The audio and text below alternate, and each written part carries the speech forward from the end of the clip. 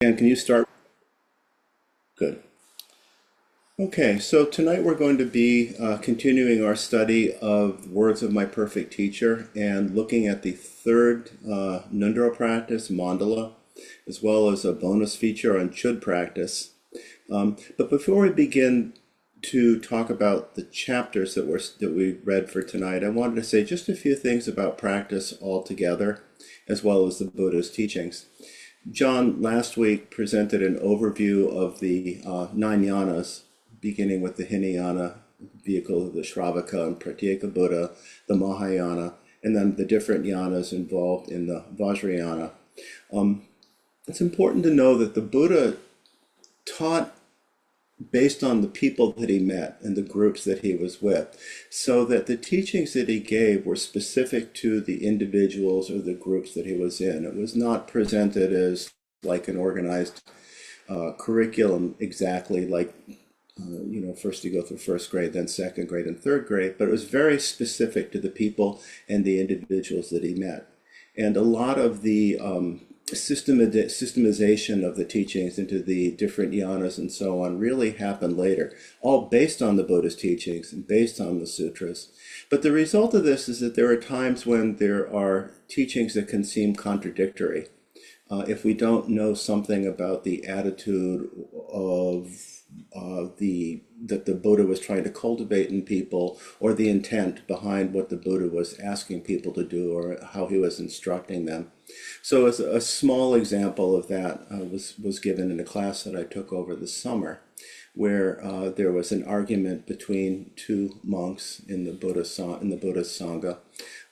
One monk who was eating meat, and the other monk who became very angry at the monk for eating meat, feeling that he lacked compassion for all sentient beings. So it escalated, and the story is that each monk went to see the Buddha. And the Buddha spoke to the monk who had been eating meat and said, your enjoyment of meat eating really betrays something of a lack of compassion for all sentient beings.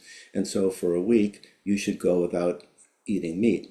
Then the other monk came to see the Buddha, and the Buddha said, the rigidity of your thinking, the judgmentalness of your thinking led to aggression, and you need to be able to let go of your rigidity. So you must eat meat for a week as a way to develop some greater flexibility. In either case, the Buddha is really asking people to let go, to open up, to let go of some kind of fixation or fixed reference point. But if you were just to take what was being said on the surface level, and you talk to just one monk or the other, you'd say, well, the Buddha said you shouldn't eat meat. And the other would say, well, the Buddha said you could eat meat. So there are apparent contradictions that really disappear or realize that they aren't contradictory when we understand something of the attitude or the intent of the Buddha's teaching. And for that reason, when we actually come to talk about mandala practice and chud practice tonight, I think it's more important to understand something of the attitude toward the practice, the context of the practice, and the intent of the practice, and not get too bogged down into the actual details, since I don't think most, if any of us, are actually doing mandala practice or chud practice. And if you are, in our tradition at least, actually the mandala practice that is presented is a little different, just as the Vajrasattva practice that John talked about last week, that's described in the book as the Nyingma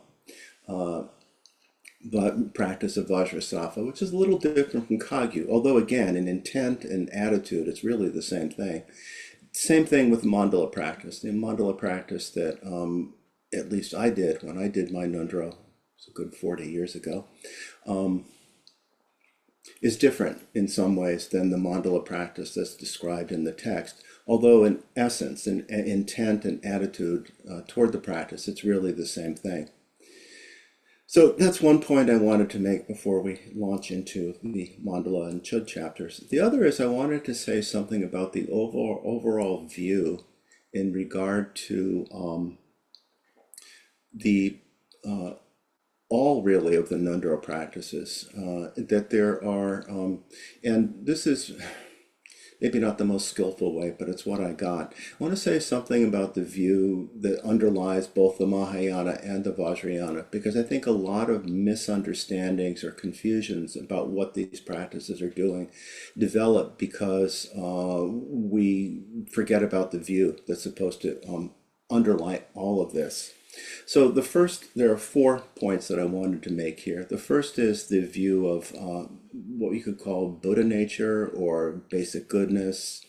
In Vajrayana, what they talk about fundamental mind, inherent mind, Rigpa, awareness. But the basic idea is that the fundamental nature of mind is good. That it's actually endowed with all kinds of excellent qualities: openness, compassion, curiosity, playfulness, generosity. All of these things are inherent in mind, and that ultimately, from the point of view of fundamental mind, there's all kinds of different words for it, Rigpa, mind itself, that nothing needs to be added. There's nothing that is lacking in fundamental, inherent, innate mind, nor does anything need to be removed from it.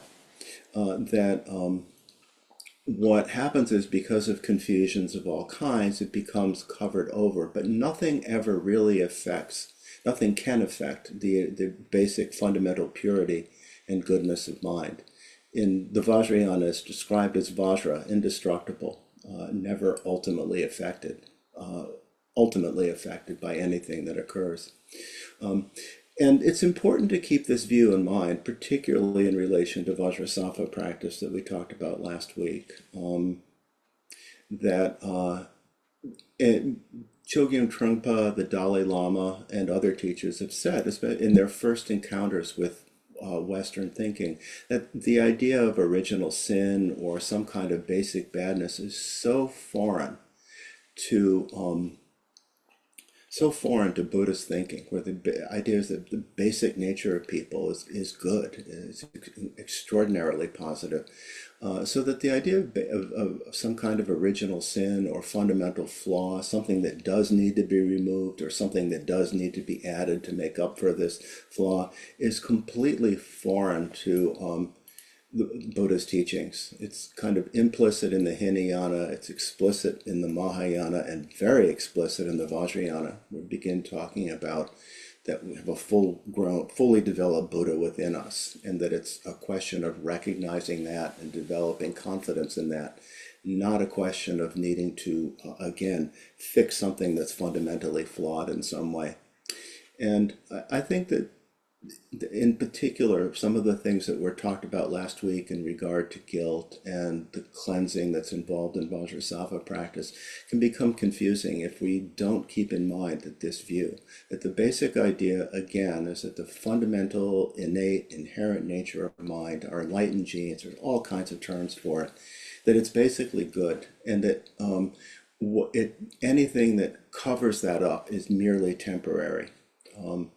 And even if we weren't brought up in a religion that really emphasizes original sin or something along those lines, it's pretty pervasive in Western culture, in all kinds of hierarchical situations, the educational system, and so on. So that it's something that it's a concept that we can find creeps into our thinking. At least I've found it that way.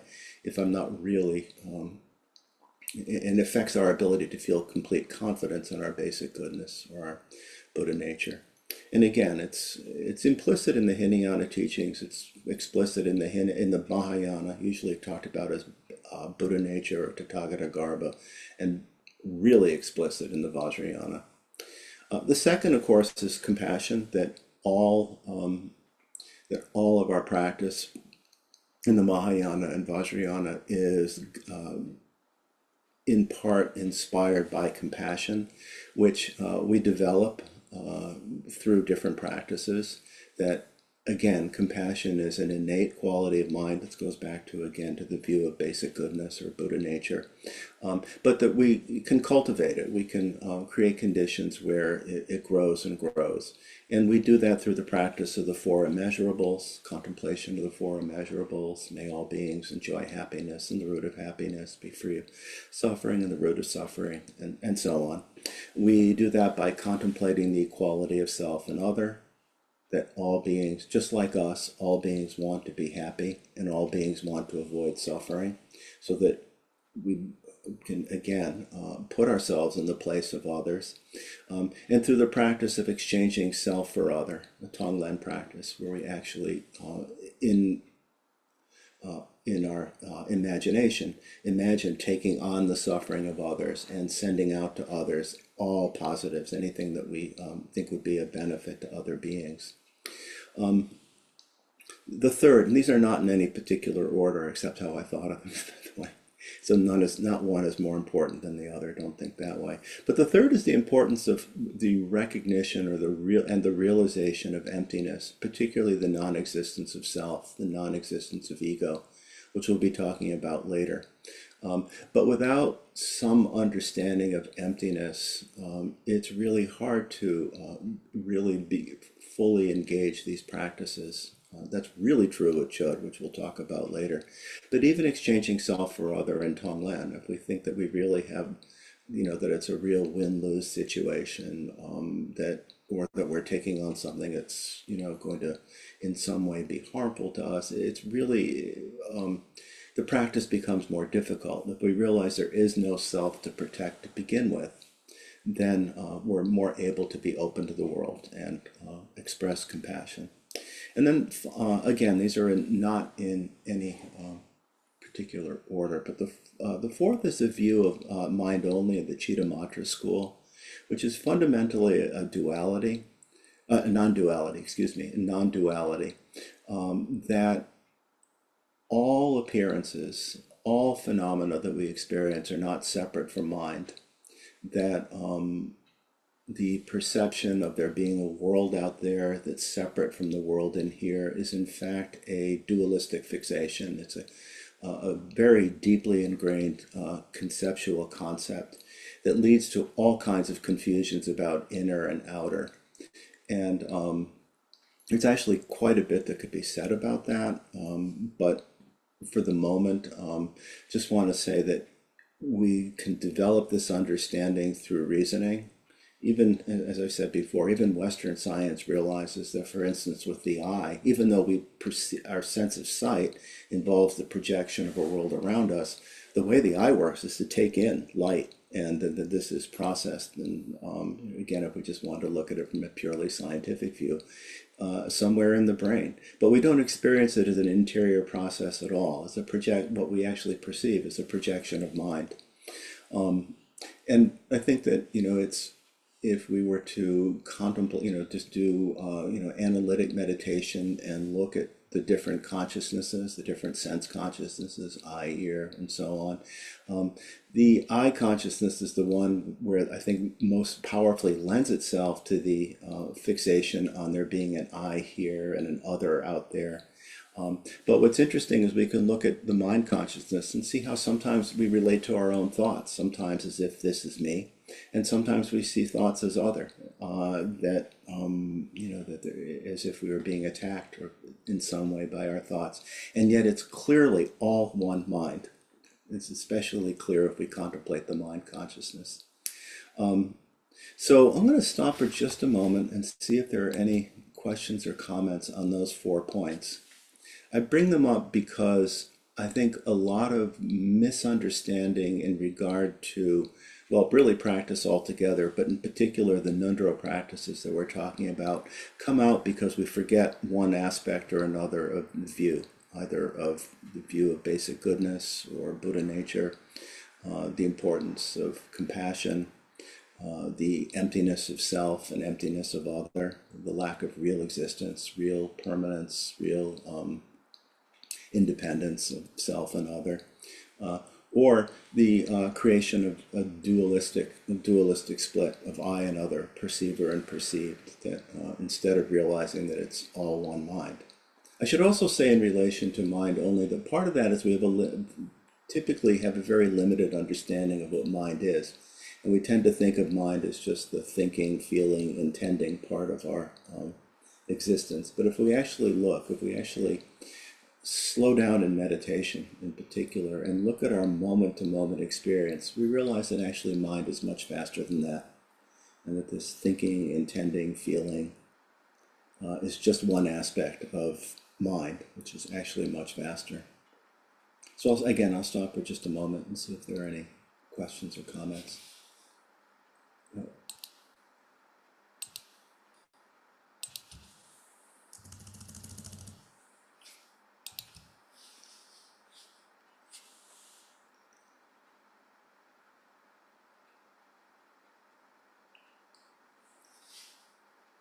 All right, maybe we will continue then.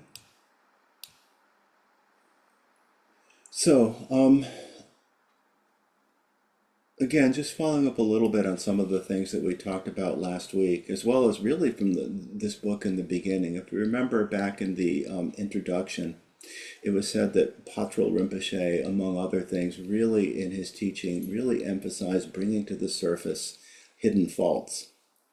Or as John said last week, where he was talking about the notion of confession and the Vajrasattva mantra practice, and saying that it didn't relate to a sense of guilt, which I think guilt again comes down to a misunderstanding of this view of basic goodness or Buddha nature, as well as some sort of solid notion of self that we could judge in one way or another.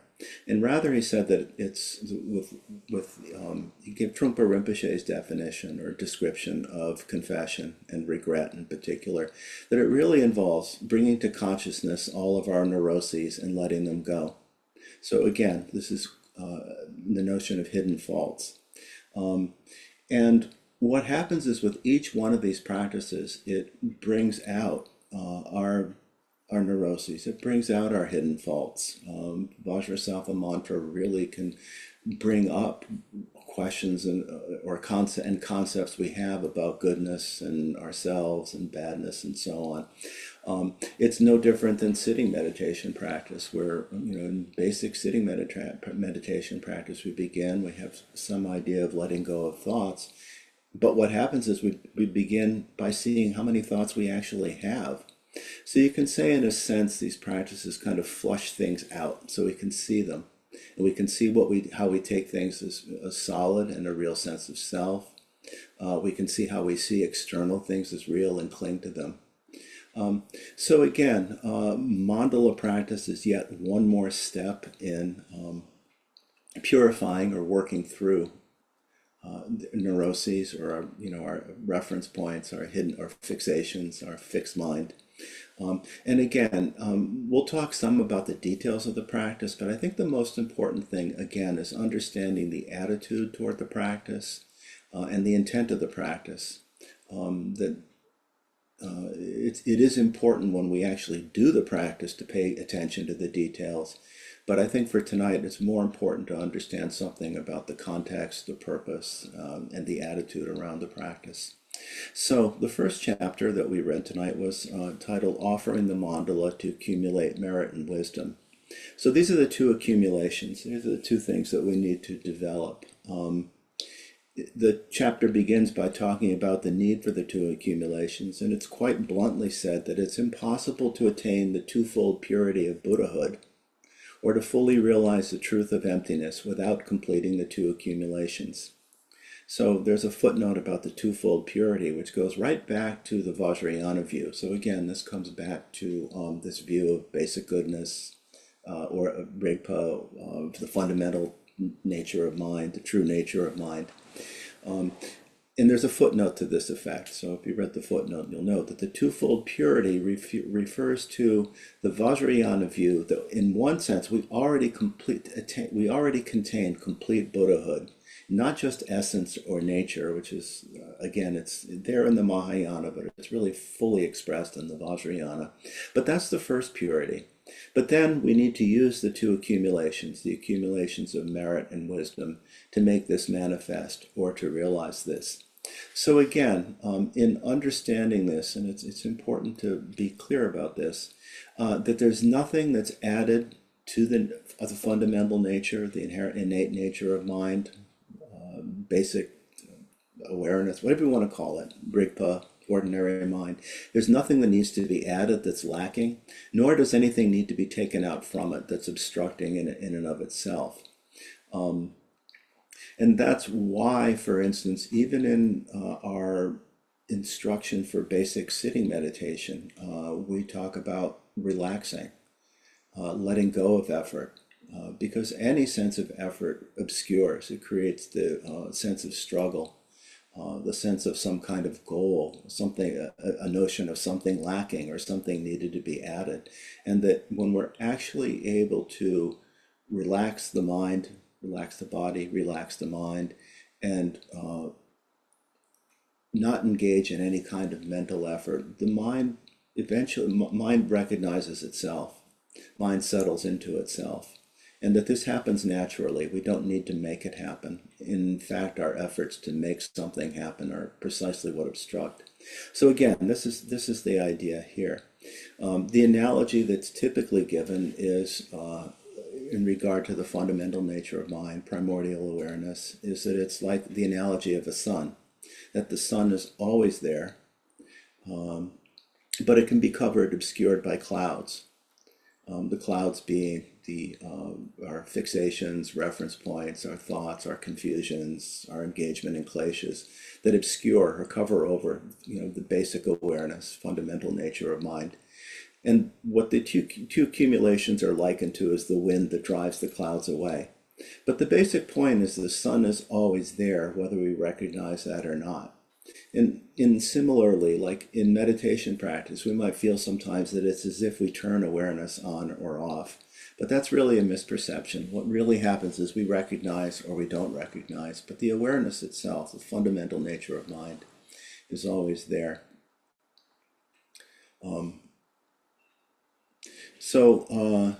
In the commentary to the text, where it talks about the need for the two accumulations, it's said that it's not enough simply to have purified adverse conditions, namely negative actions and obscurations, which is what we would have done in Nundro with prostration, refuge, and so on, as well as Vajrasattva mantra practice.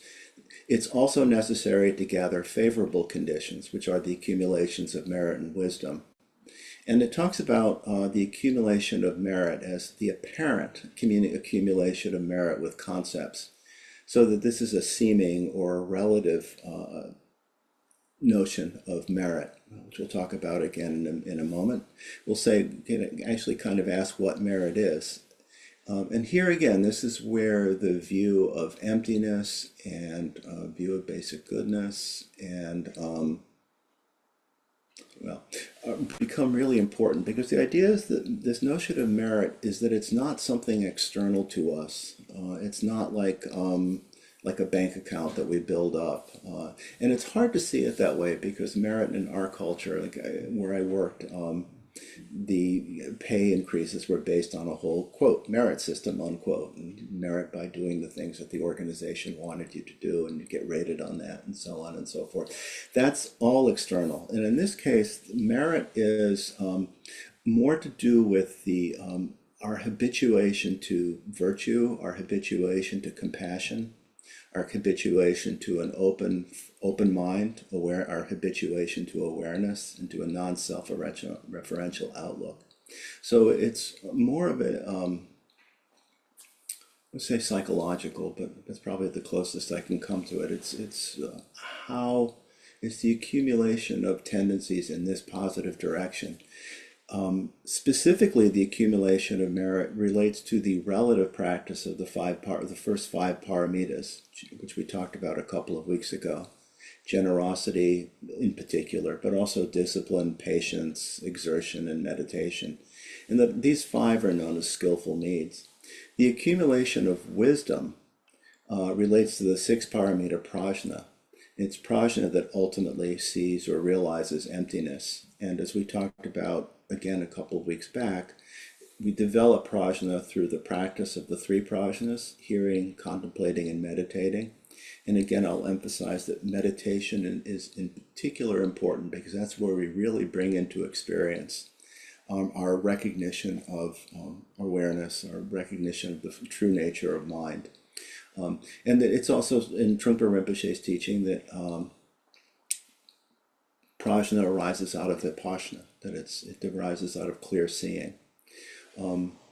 And in the commentary, so in the commentary, the accumulation of merit is described as the apparent accumulation of merit with concepts, which again is the seeming and relative. The accumulation of wisdom is described as the non-apparent accumulation of wisdom without concepts.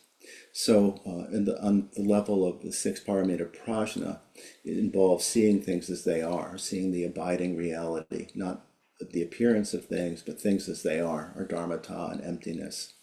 So as John said last week, what this comes down to is again and again, just as we do in meditation practice, coming back to reality and letting go.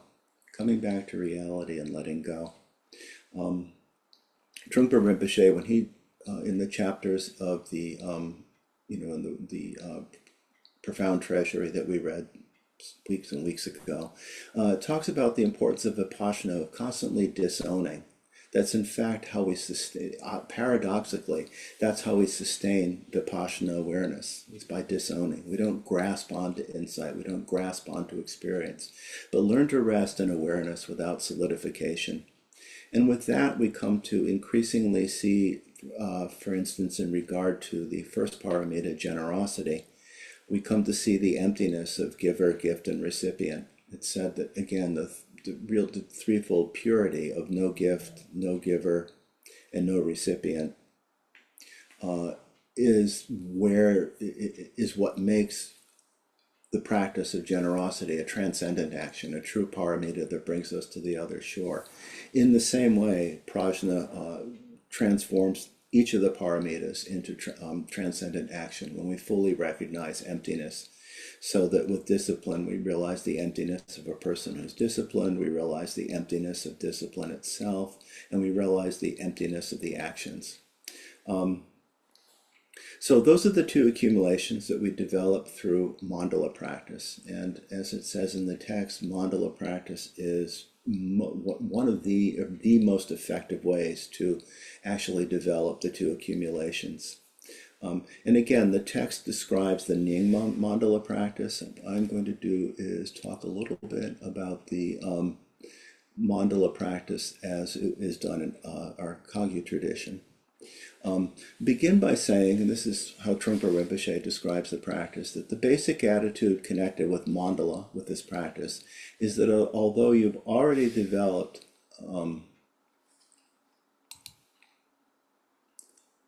a sense of purity from Vajrasattva mantra, there's still something more to give. The person who is purified, you're giving your world completely, and you are included in your world. So the attitude of this practice, and this I think is the, one of the things that I think is most helpful to understand at this point. It's an attitude of not holding back. As it says in the text, when we do mandala practice, we really want to give away the best, give away all. And what this does is, again, it brings to the fore our hidden faults of attachment, stinginess, hesitation, poverty mentality, self-referential thinking. I will say with this practice, as with all Nindra practices, the same principles of not too tight and not too loose apply to the Nindra practices as well. With this practice, we're using our imagination. We're actually visualizing the things that we're giving away, although we also have some tangible objects to work with, as I'll explain in a moment.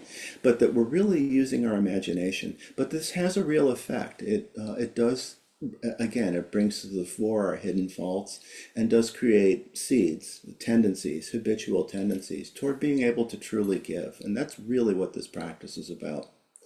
Really develops our capacity to recognize and let go.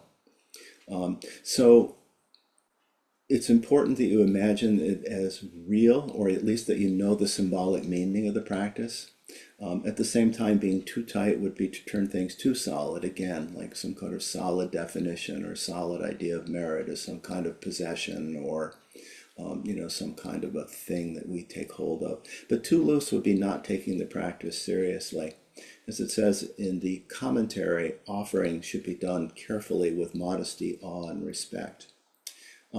As to how to do it, this is a mandala plate. Let me just see for a second.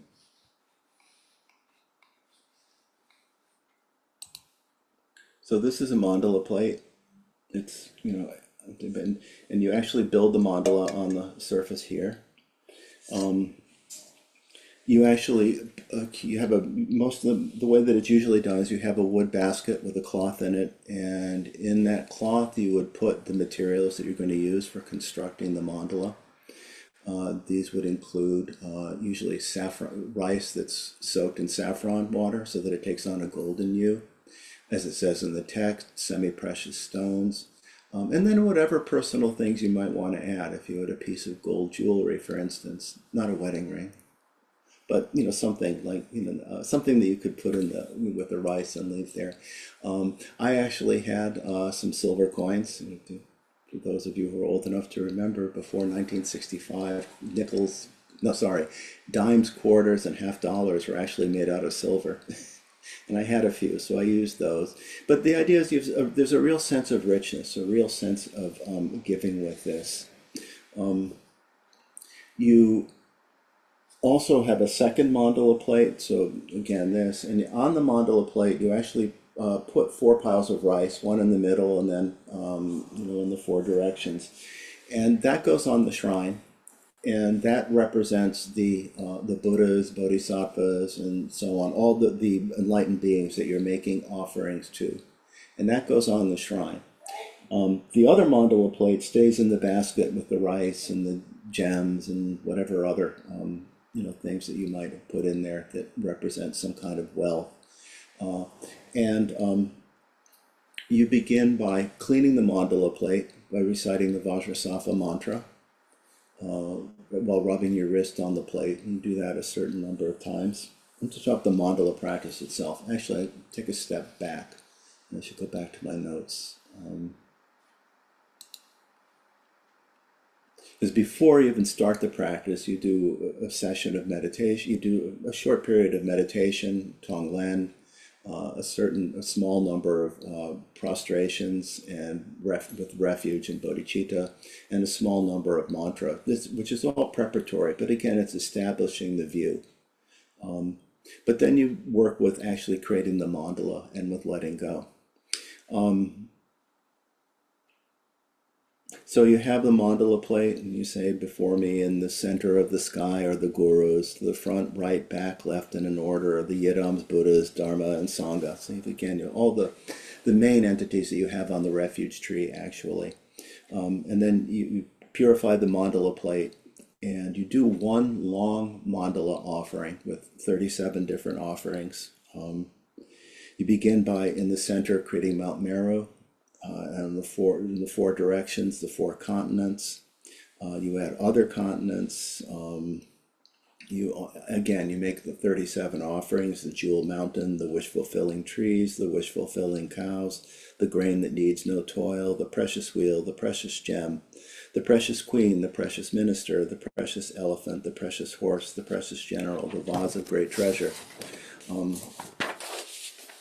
The goddess of grace, the goddess of garlands, the goddess of song, the goddess of dance, the goddess of flowers, the goddess of incense, the goddess of light, the goddess of perfume, the sun and the moon, the precious umbrella, the royal banner victorious in all directions. In the center is the plentiful wealth of gods and men without exception. All this, as countless as atoms and oceans of galaxies, I set up before you and offer you, the assembly of gurus, yidams, Buddhas, bodhisattvas, dakas, dakinis, Dharmapalas, protectors. Please accept it with kindness for the benefit of beings. So you do one long mandala offering. And again, there's a short mandala offering that you do over and over again. The earth is perfumed with scented water and strewn with flowers, adorned with Mount Meru, the 4 continents, the sun and the moon. Imagining this as the Buddha realm, I offer it so that all beings may enjoy the pure realm. So, and as you do that, the short mandala offering, you create a pile of rice in the middle, in the 4 directions, and then in 2 corners from the upper left and lower right, which represent the sun and the moon. So that's the 7-fold offering. And at the end of that, you sweep it away, and then you begin again. And you do that over and over and over again. As with, in our tradition, as with Vajrasattva mantra and prostrations, 108,000 times. So the idea is you create this mandala, Imagine it being completely rich, completely full, all the very best. And at the end, you sweep it away. So you create the mandala and let go. Create the mandala and let go. It's said in one of the commentaries that in doing this practice, you're purifying your environment, which really means purifying your perceptions of the environment. So that again, there's really an idea that you're really offering all that's everything, and that it's perfect and it's wonderful and it's beautiful, and that's how the practice is done. As the text says, whatever form the offering takes, it's important, as with every practice, to apply the supreme three methods. We start by arousing bodhicitta, do the practice without any concepts, which is kind of interesting in this respect, and seal the practice at the end with a dedication of merit. Then there's a footnote a little later on that says the accumulation of merit does involve concepts of subject, object, and action. So in putting together the mandala, there is some notion of subject, object, and action, but then again, there's the sweeping away and just letting go entirely. I also say that in terms of doing the practice without any concepts, in a sense, the visualization itself is the object, not in a sense, the visualization itself is the object of meditation. So you're staying with, just as in shamatha, if we do shamatha with an object of meditation, such as the breath, you come back to the breath. If at any point you find yourself distracted, you come back to this visualization of this total world, total universe, and all these things that you're offering to the Buddha, and you come back again and again. It might seem to you that with all that's involved in doing prostrations or mantra, or in this case mandala, that there's no room for discursive thoughts, but they do come up. And again, this is part of, again, just a flushing, letting go. Maybe I'll stop again for a moment and just see if there are any questions at this point.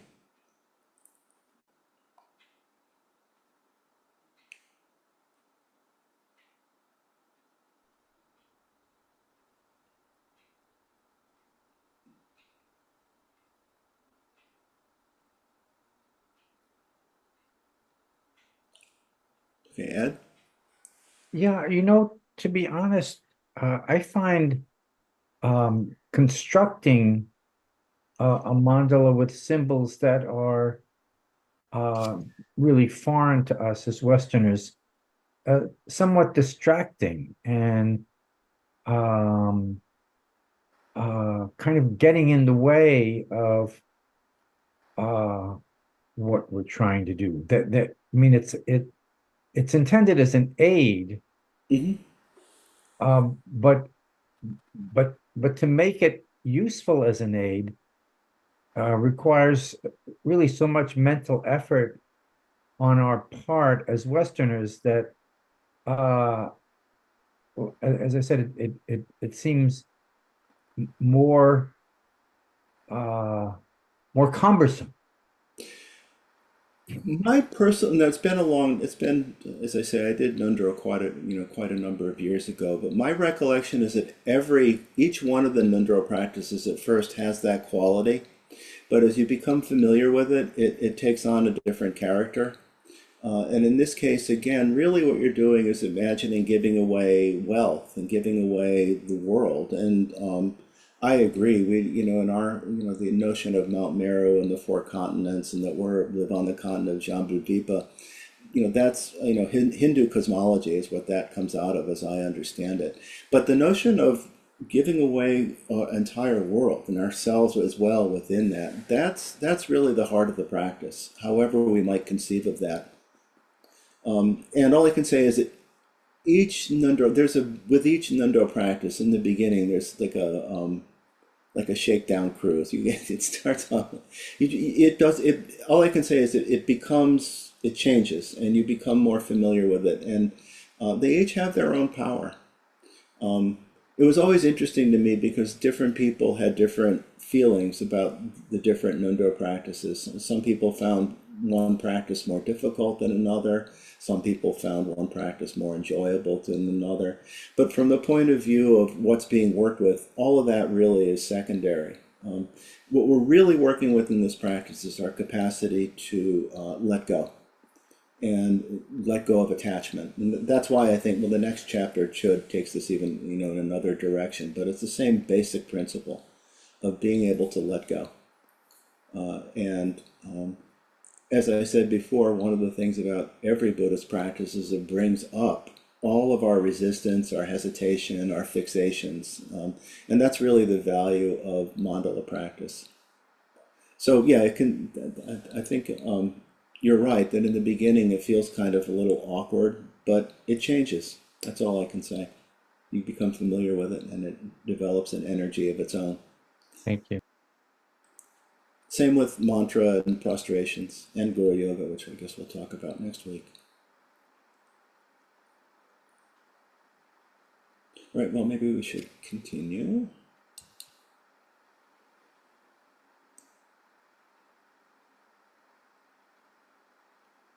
All right, the text also makes clear, and again, this is about the attitude of the practice, that we really want to make offerings that are clean and good, the best that we can, and that most important is that offering, but whatever it is that we offer, and there are all kinds of examples in the text of people in the past who were, had really limited in what they could offer, that the most important thing is offering with pure intention, with real honor and respect to the gurus, yadams, buddhas, and bodhisattvas, and that be offered in a pleasing way.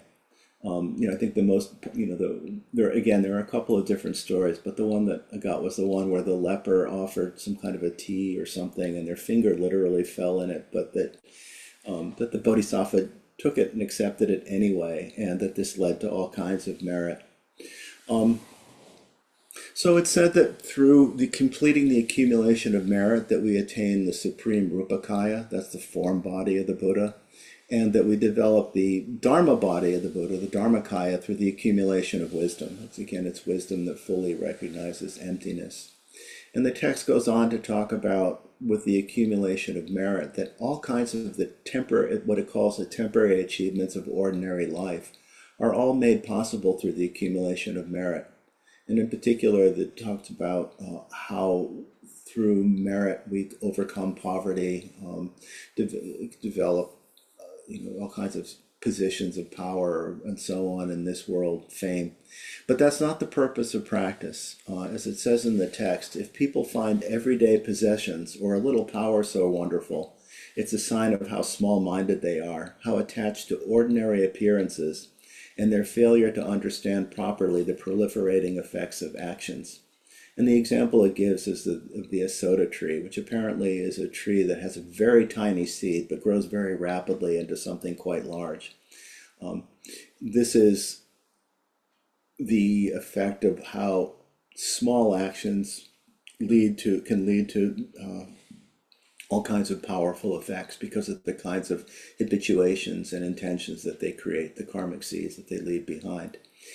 So the point of the practice, even though the accumulation of merit in particular can lead to all kinds of worldly things, that anyone, as it says, anyone with a sincere and heartfelt desire will know that all the apparent perfections to be found in the world, none of this has the tiniest speck of permanent stability or substance. And so for that reason, we should abandon all attachment to worldly life.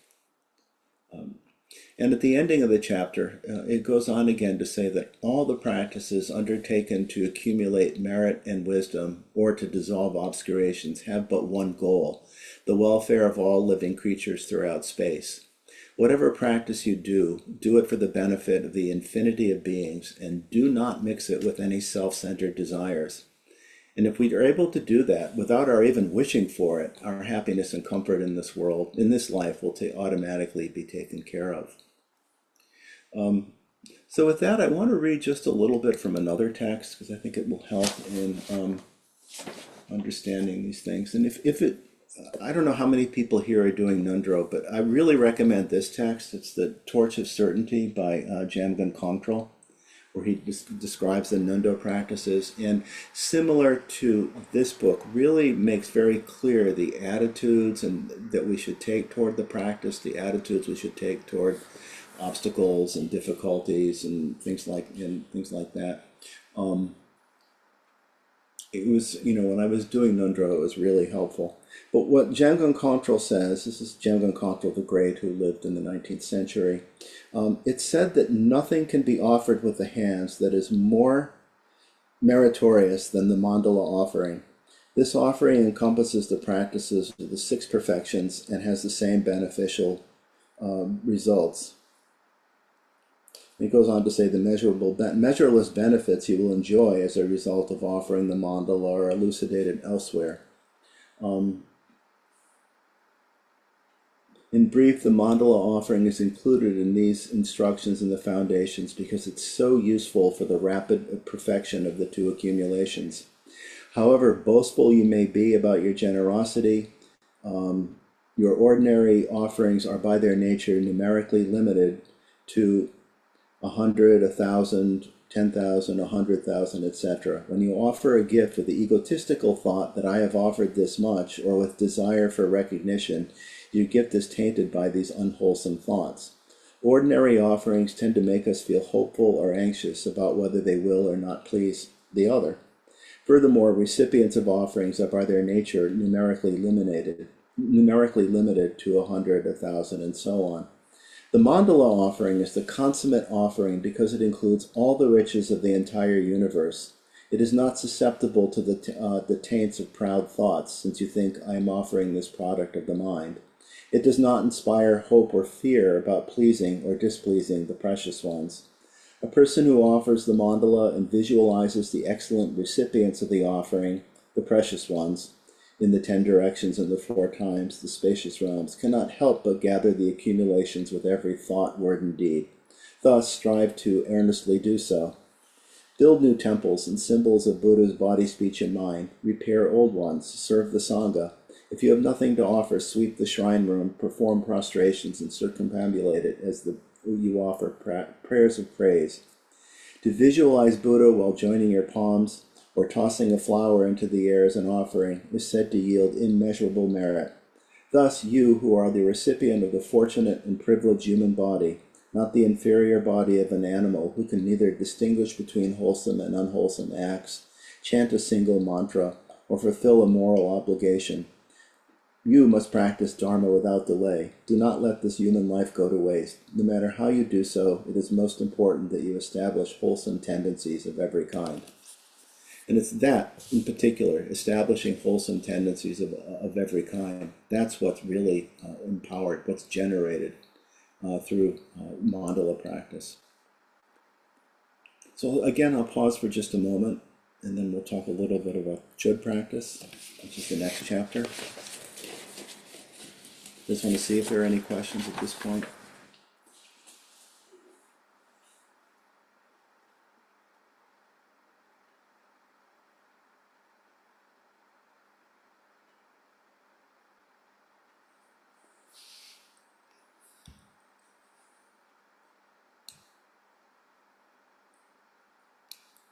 Right, well, let us talk about Chud practice.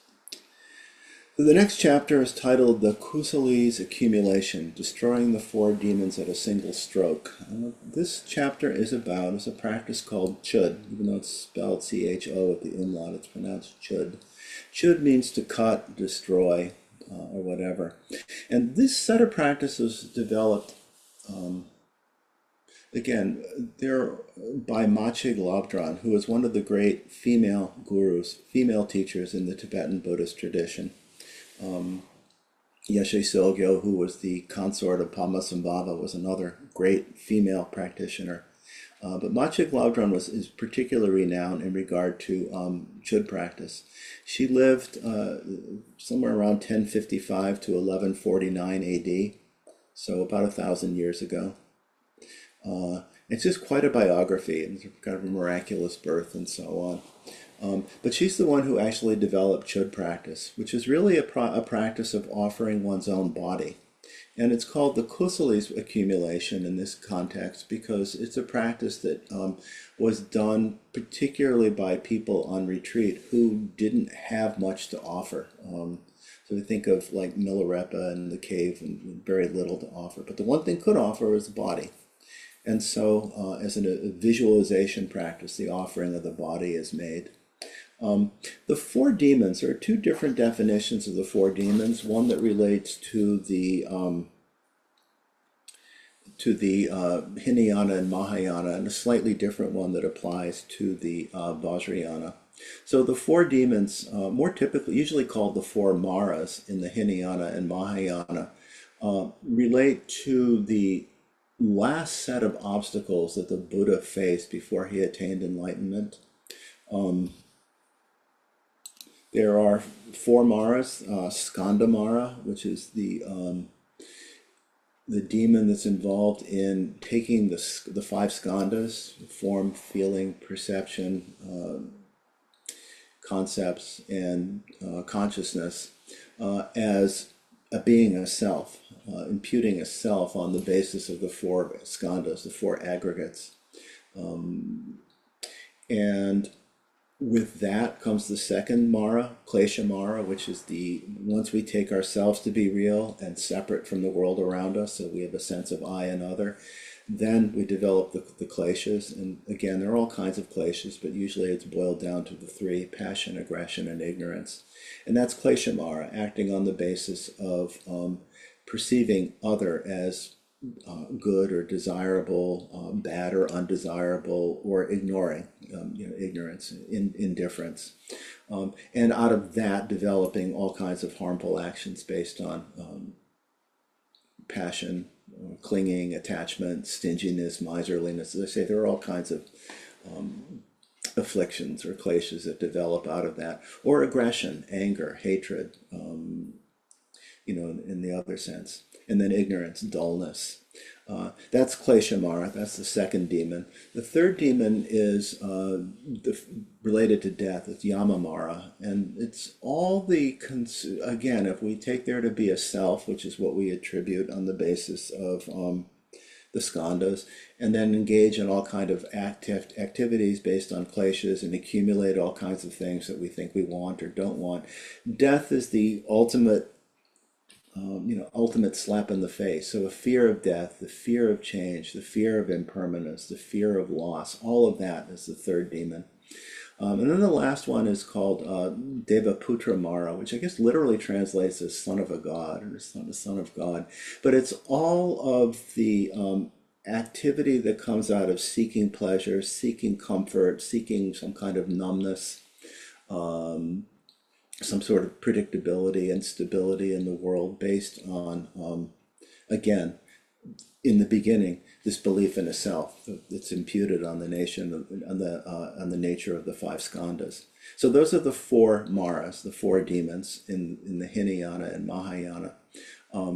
Again, the Skanda Mara based on the five skandhas, which lead to a belief in a self. The kleshas that do arise out of that, actions of hatred and attachment and so on and so forth that develop out of seeing self here and a world out there that you then try to either collect what's favorable and push away what isn't. All of the activity that comes from avoidance of death and impermanence, and then finally all of the actions that come out of seeking pleasure, comfort, out of things that really don't offer that. Again, becoming a son of a god, son of God. I make a lot of jokes about that.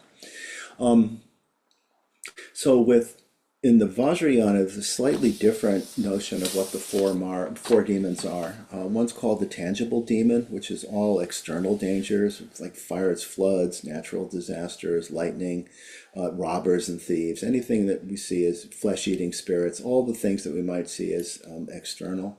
The intangible demon is all our inner attachments, aversions, bewilderments, again, sort of related to the skandha, the kleshas. The demon of exaltation is basically it's a sense of arrogance that, I'm the best, or my teacher is the best, my teachings are the best. It's a real sense of possession and arrogance that can develop in practice.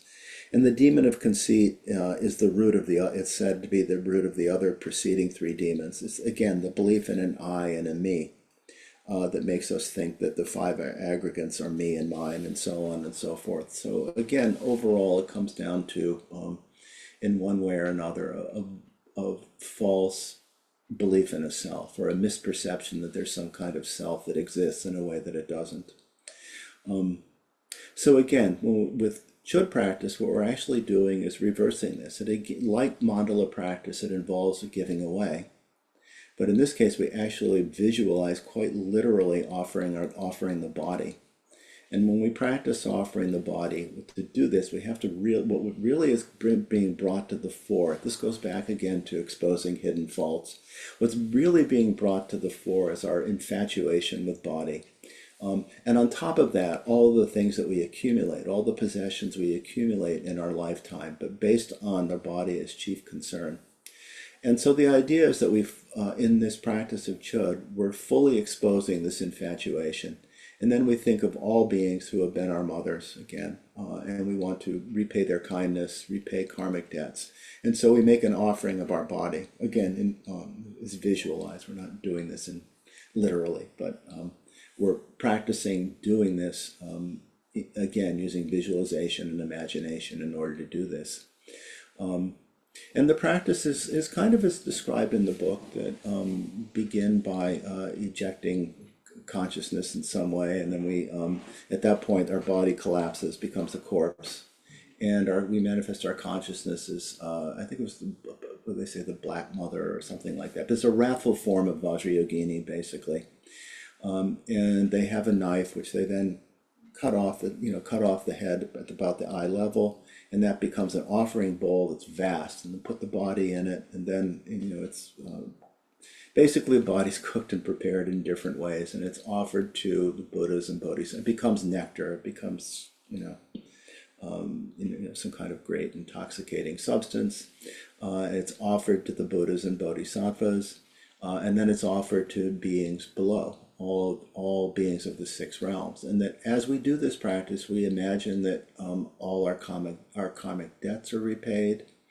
We imagine that all beings are cured of all kinds of afflictions. We imagine that they're actually brought to the Dharma, and that they attain some kind of wisdom, some kind of perfection. But the point, again, I think the main point here, though, is to understand the meaning of Chud. That, as it says in the text, the so-called spirits to be destroyed in Chud practice are not anywhere outside. They are within us. This goes back to the non-duality that we talked about in the beginning. That's really one of the things that this practice is about. It's also important to have some understanding of emptiness, because if we take this practice as being real in a way that it's not, it's obviously very confusing. So the so-called spirits to be destroyed in Chud practice are not anywhere outside. They are within us. All the hallucinations that we perceive in the form of spirits outside ourselves arise because we have not eradicated the conceit of believing in an I and itself. And so all Chud practices are meant to cut through the belief in a self. And there are different verses related to this. So there's Machig Labdran, again, the female yogi, female guru, developed this set of practices, says the many spirits means concepts, the powerful spirit means belief in a self, the wild spirit means thoughts. And to destroy these spirits is to be an adept of Cho. Or Milarepa, take a demon as a demon and it'll harm you. Know a demon is in your mind and you'll be free of it. Realize a demon to be empty and you'll annihilate it. So in Milarepa's verse, take a demon as a demon and it'll harm you. That relates to a dualistic sense of what we're working with in the practice or in life, any kind of obstacle really. That if we think of that as something solid and real outside of ourselves that we're separate from, it creates harm. If we know a demon is in our mind, if we're able to see something that it's of the nature of mind, then we're free of it. And if we realize it to be empty, to not have any true existence, any true substance, we can annihilate it. And the text goes on to say, what is called chud is to eradicate any belief in demons from within, not to kill them, thrash them, cast them out. We must understand that the thing to be destroyed is not outside, it is within us.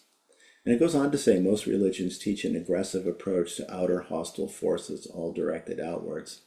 But what we're asked to do in this practice and altogether is direct all our practice inward and mobilize all our strength, skill, and power against the belief in a self that exists within us. If you cut your belief in demons at the root from within, you'll perceive everything as pure. So when it talks about cutting the belief in demons at the root, it comes out of this belief in a real self that then is threatened in some significant way by something outside of ourselves. And it says in the text further, don't be taken in by false perceptions that make gods, spirits, and obstacle makers appear outside of you. That would only reinforce it. Train yourself to see everything as a dreamlike display or an illusion. Phenomena of spirits and sick people appearing momentarily as aggressor and victim both arise from negative actions and distorted perceptions which link them together that way. So in other words, we create a storyline. And again, if we just go back to the beginning of that section, again, it relates to what we talked about in the beginning of having some understanding of the view of mind only or non-duality, as well as a view of emptiness, that don't be taken in by false perceptions that make gods, spirits, and obstacle makers appear outside of you. That would only reinforce it. Train yourself to see everything as a dreamlike display or an illusion, emptiness. The phenomena of spirits and sick people appearing momentarily as aggressor and victim both arise from negative actions and distorted perceptions, which link them together that way. So instead, what we're asked to do is not take sides. Don't love one and hate the other. Generate love and compassion of bodhicitta toward both. Sever at the root all your self-concern and belief in an I. And that's really the heart of Chod practice. It's also really the heart of Mandala practice as well. Give your body and life to the spirits as food without holding back. Pray from the depths of your heart that these beings take an interest in the true Dharma and pacify their hatred and maliciousness. Then it ends by saying, when all concepts of anything to be cut and anyone to do the cutting dissolve into the expanse of absolute reality, where all things are equal, the inner harmful spirit of conceit is severed at the root. So again, the inner harmful spirit of conceit is the belief in an I, the belief in a self, a misperception. The expanse of absolute reality is, again, what Prajna recognizes, emptiness, dharmata, things as they are. So that is what I came prepared to talk about tonight. I realize it's quite a bit, and that I don't know anybody who's actually doing these practices right now here. So I think what's most important and what's most helpful, again, is understanding something about the attitude and the intent of these practices and what they're meant to bring up, bring out, and purify ourselves of. So I'll stop there and see if there are any questions, and we'll see what happens.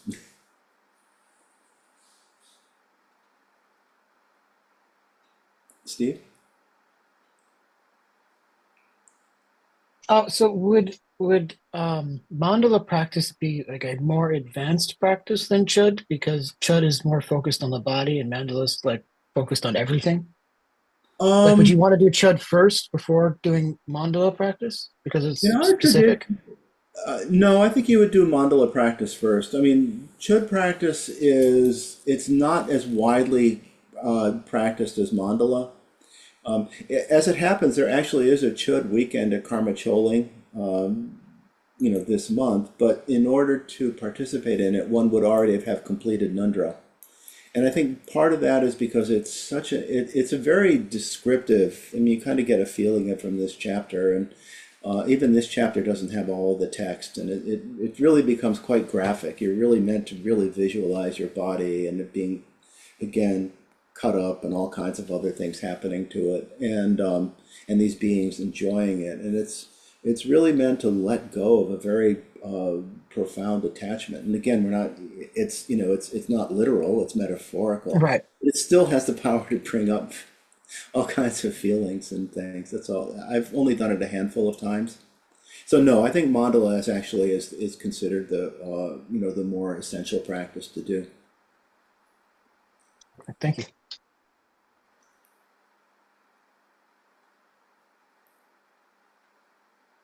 And when again, when I was doing Nundro and with Chogyam Trungpa, Chud practice wasn't introduced at all. So this it's kind of like a bonus chapter in a sense in this book, I guess you could say. But again, the similarity is they both involve learning, letting go of attachment. That's really at the heart of both practices. Um, yeah.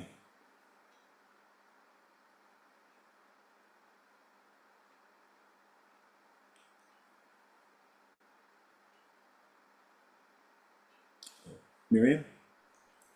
Yeah, I'm facing a paradox in the whole sort of spirit of doing these practices. On one hand, it's described as a relative accumulation, and you work with concepts and you visualize things, you Mm-hmm. create images, Mm-hmm.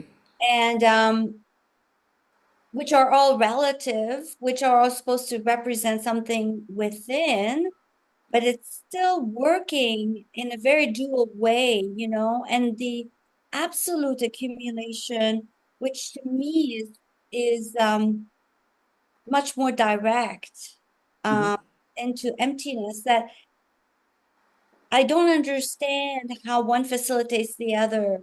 Um, it seems like a non-dual approach would really let go of concepts as soon as you see it. Do you know what I mean? Like Mm-hmm. you're almost It how was, yeah, yeah. Again, I think like the only way to ultimately answer that question is if you're interested is to actually engage these practices. But I'll try to say something about my experience of it at least. And I think with mandala, for instance, the point at which you create this visualization. First, very elaborately with the long mandala offering, which you do at the beginning, and then even with the shorter one, and you actually have this idea of all the wealth of God's in man, all of the beauty of the world, and you let it all go. You just it's in that letting go that that there can be some kind of non-dual experience. In a sense, it's like in visualization practice, where you actually do the deity practice, the yidam.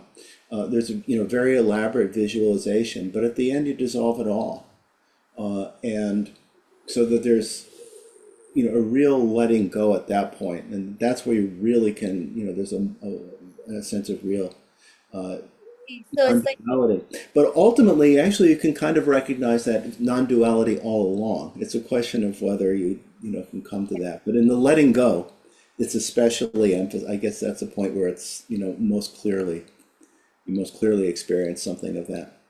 so the point is to evoke and bring up an attachment which could be there but not recognized, and Hmm. consciously um, go through the process of letting it go. Yes, yes.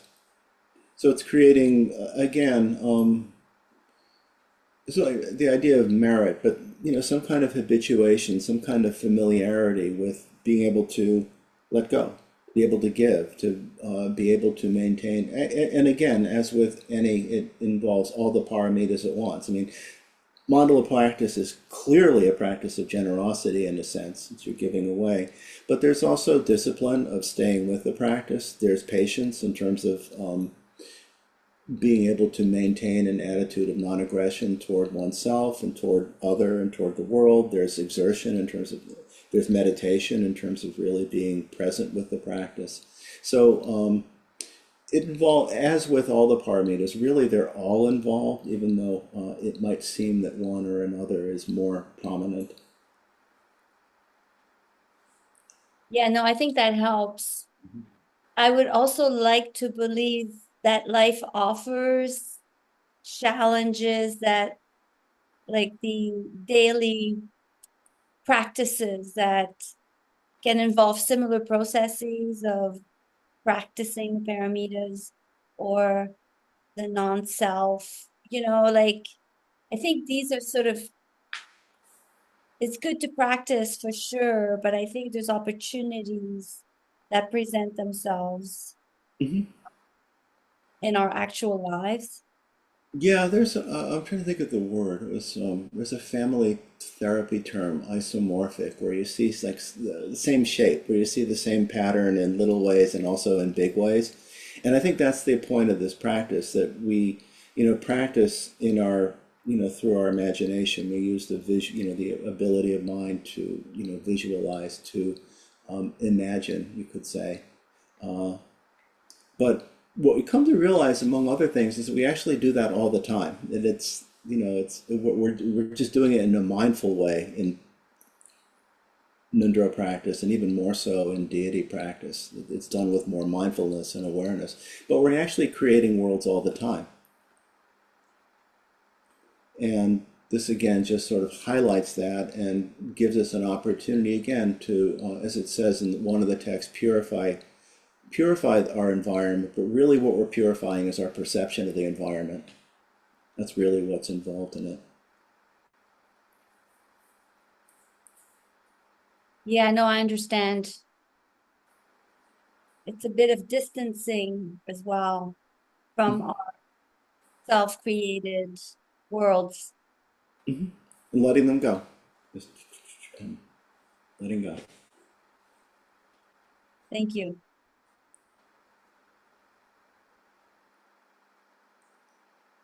So then is it like fighting fire with fire, basically? I guess in a sense, yeah, in a sense.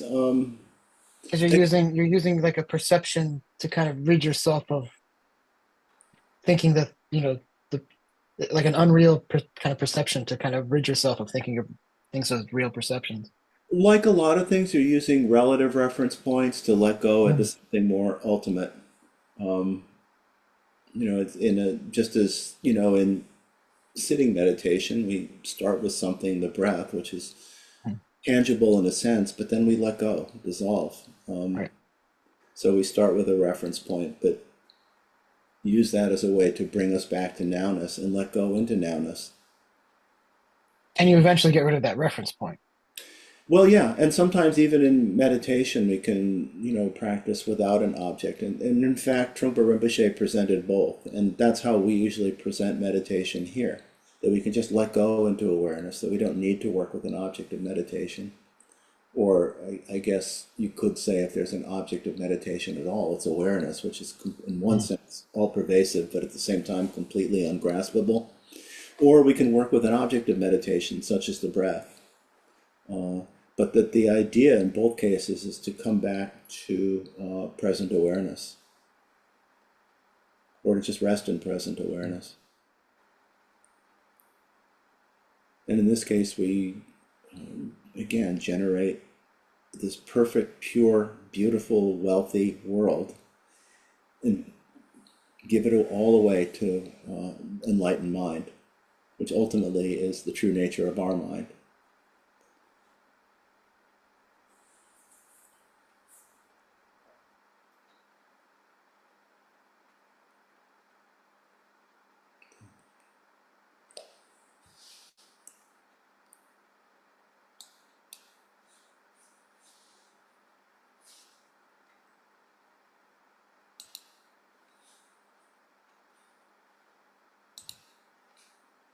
Oh, Miriam again, or did you have your hand up from before? No, it's a new hand. Okay.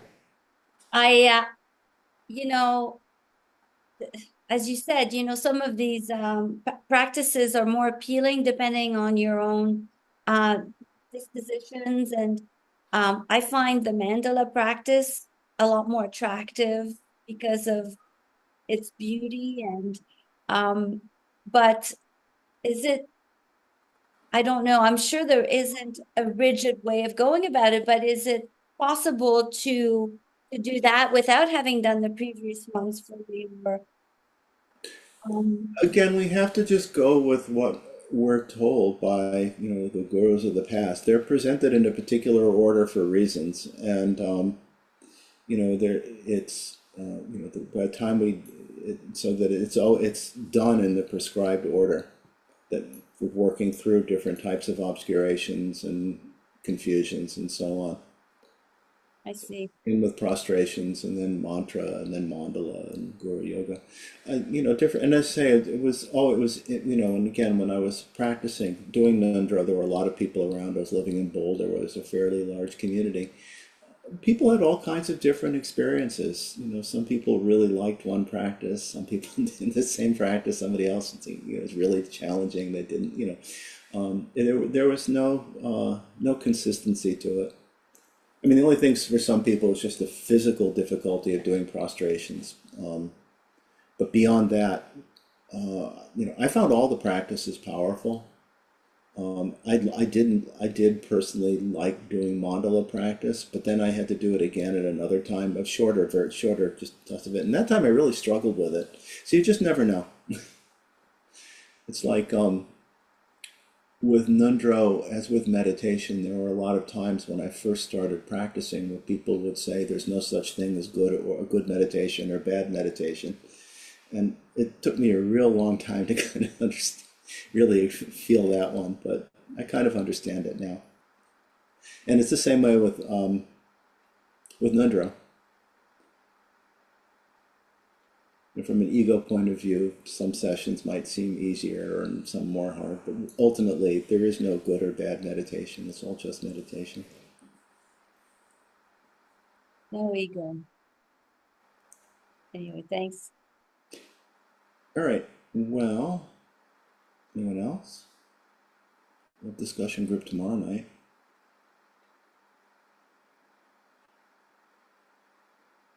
We can talk about all the Nundro practices we've talked about so far.